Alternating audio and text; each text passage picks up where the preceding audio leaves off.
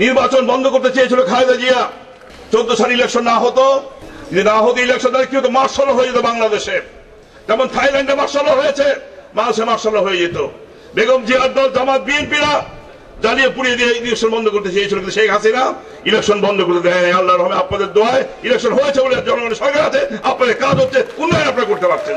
কিন্তু খালেদা জিয়া, আপনি এখন কোথায় আছেন? আপনি এখন বন্দী হয়ে আছেন কার কাছে? আপনার ছেলে তারেক রহমানের কাছে। আপনি লন্ডনে এখন বন্দী হয়ে আছেন। আপনি হুকুম দিয়ে আপনি দেশের মানুষকে হত্যা করেছেন, দেশের মানুষকে হত্যা করেছিলেন, ব্যর্থ হয়েছে। এখন পথ ধরেছে বিদেশি হত্যা করে আওয়ামী লীগকে সরাতে চান, কিন্তু আল্লাহর রহমে শকুনের দোয়ায় গরু মরে না, গরু মরবে না ইনশাল্লাহ। 2019 সালে ইলেকশন হবে, তার একদিন আগে ইলেকশন হবে না, হওয়ার পরে প্রশ্ন ওঠে ইলেকশন হবে। আমেরিকায় যেভাবে ইলেকশন হয়, ব্রিটেনে যেভাবে ইলেকশন হয়, ভারতে যেভাবে ইলেকশন হয়, ক্ষমতাসীন দলের অধীনে ইলেকশন হয়, এবং ইনশাল্লাহ বাংলাদেশেও শেখ হাসিনার অধীনে ইলেকশন হবে। ক্ষমতা যদি সাহস যদি থাকে, লন্ডন থেকে ফিরে আসে, লড়াই হবে সামনে ইনশাল্লাহ। এবং ইনশাল্লাহ বাংলাদেশে নির্বাচন হবে 2019 সালে, এবং সেই নির্বাচন আওয়ামী লীগ আবার জয়লাভ করবে।